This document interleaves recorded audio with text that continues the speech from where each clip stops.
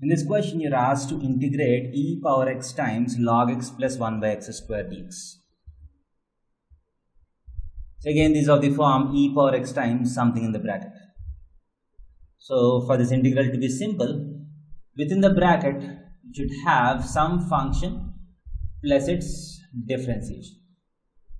So log x's differentiation is 1 by x, not 1 by x square.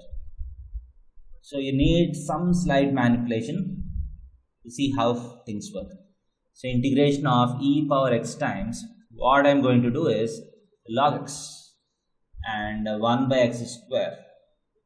So what I do is I'll subtract a 1 by x and add a 1 by x to the bracket.